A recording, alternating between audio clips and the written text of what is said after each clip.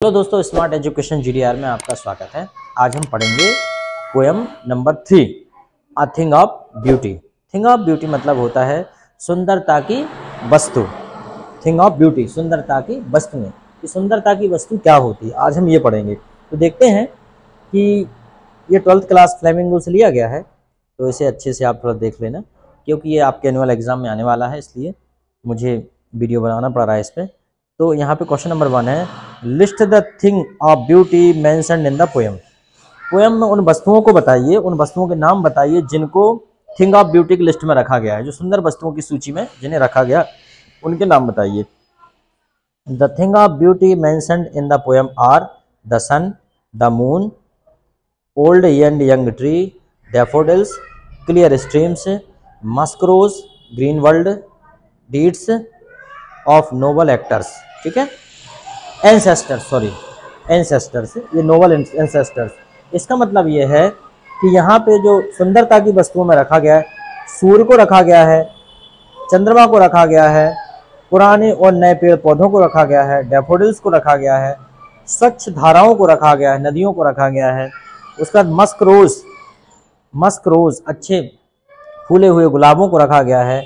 Green world, हरी दुनिया, हरी दुनिया, हरियाली को रखा गया है। डीड्स ऑफ नोबल एंसेस्टर्स, और हमारे पूर्वजों के जो अच्छे महान कार्य हैं, नोबल, ठीक है, विशेष काम हैं, उनको भी थिंग ऑफ ब्यूटी के अंतर्गत रखा गया है। ये प्रश्न बहुत ही इंपॉर्टेंट है, इसे याद कर लीजिए। List the thing that cause suffering and pain. उन चीज़ों की सूची बनाइए जिनका कारण सफरिंग है और पेन है, जिनका कारण दुख दर्द है। The things that cause suffering and pain are depression, disappointment, gloomy days, dark spirit, unhealthy and wrong way, lack of noble soul। इन चीज़ों को जो है कवि ने सफरिंग और दुख की श्रेणी में रखा गया। एक बार और बता दे, डिप्रेशन मतलब होता है तनाव या दुख या चिंता। डिसअपॉइंटमेंट, ये भी वही होता है, चिंता या दुख। डिसअपॉइंटमेंट, अब डिसअपॉइंटेड रहते हैं लोग, फ्रस्ट्रेट रहते हैं। ग्लूमी डेज मतलब दुख भरे दिन। डार्क स्पिरिट, काली आत्मा, किसी का मन खराब है। अनहेल्दी, अस्वस्थ रहना। एंड रॉन्ग वे, और गलत रास्ते। लैक ऑफ नोबल सोल, और अच्छे नोबल मतलब विशिष्ट आत्माओं का ना होना। यह सब दुख की बातें हैं, सफरिंग्स हैं। चलो आगे देखते। Question number 3, What makes human being love life in spite of trouble and suffering? What makes human being love life? मतलब कौन सी चीज़ है जो ह्यूमन लाइफ को लव बीइंग बना देती है, मतलब प्यार करने योग्य बना देती है। Love life in spite of trouble and suffering, मतलब बहुत सी परेशानियां, मुसीबतें होने के बावजूद भी मनुष्य के जीवन को ऐसी कौन सी चीज़ है जो बहुत अच्छा बनाती है। तो यह है, it is beauty that makes human being love life. वो सुंदरता ही है, कुछ भी नहीं बल्कि सुंदरता ही है जो ह्यूमन लाइफ को, makes human being love life बना देती है। There are many suffering and pain in the world. There are many sufferings, दुनिया में कई दुख हैं और कई समस्याएं हैं, suffering in the world. But the things of beauty brings us peace and remove sadness from our lifes. परंतु जो सुंदरता की वस्तुएं हैं, the things of beauty brings us things of beauty brings us peace, जो हमारे अंदर पीस लेके आती हैं। Remove sadness from our lifes, और हमारी जिंदगी से दुख को हटा देती हैं। चलो अब क्वेश्चन नंबर 4 देखते हैं। What is grandeur associated with her mighty dad? Grandeur, why is grandeur associated with the mighty dad? ठीक है,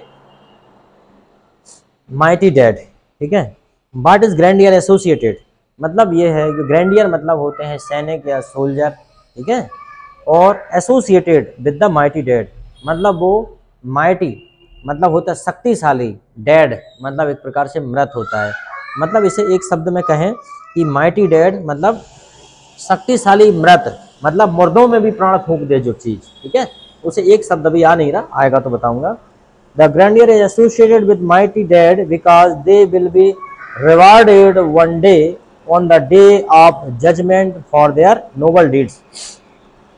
मतलब mighty dead associated with the mighty dead, why is the grandeur, वो इसलिए नहीं, the grandeur associated with the mighty dead because they will be rewarded, क्योंकि उनको पता है कि वो एक दिन उनको उनके अच्छे कार्य के लिए पुरस्कृत किया जाएगा। अब समझ में आएगा कि जो लड़ाकू होते हैं, सैनिक होते हैं, वो अपनी मरते दम तक, माइटी डेड मतलब मरते दम तक वो पूरा प्रयास करते हैं और लगे रहते हैं, अच्छे काम करते रहते हैं, क्योंकि उनको पता होता है कि एक दिन वो योद्धा अच्छे कार्य के लिए पुरस्कृत किए जाएंगे।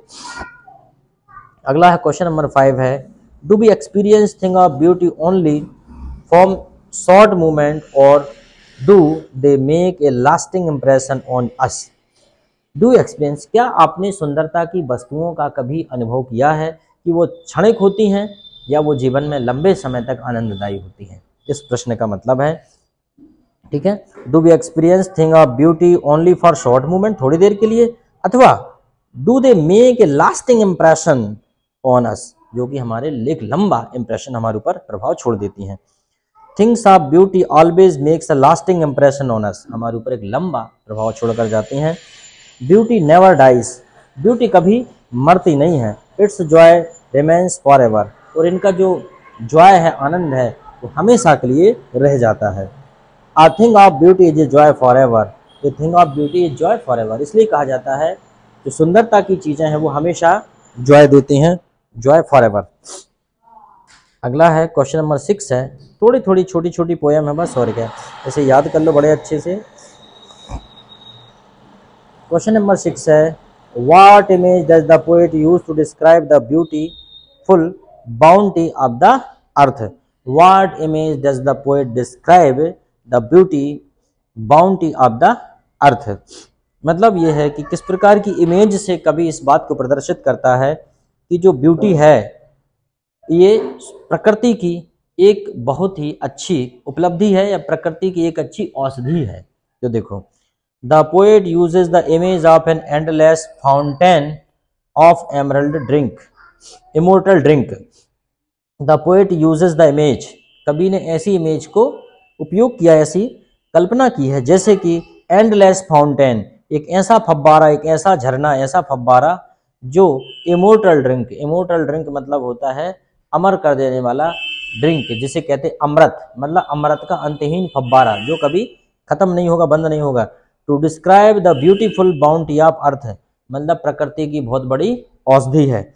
According to the poet the beauties of the earth like the sun, कवि के अनुसार beauty of the earth, the moon, flowers, rivers, greenery have come from heaven, और ये सारी चीजें जितनी भी हैं according to the poet, beauties of the earth जैसे कि सूर्य, चंद्रमा, फूल, नदियां, हरियाली, सभी के सभी स्वर्ग से आए हुए हैं, ऐसा कवि कहता है।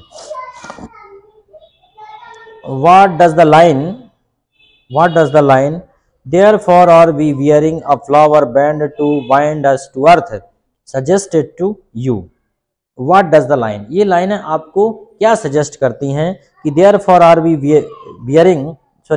breathing a flower band to bind us, मतलब हम अपने आप को बांधने के लिए जो फ्लावर बैंड, फूलों के गुच्छे बना रहे हैं, उनकी लड़ियां बना रहे हैं, माला बना रहे हैं, और यह किस बात को सजेस्ट करता है?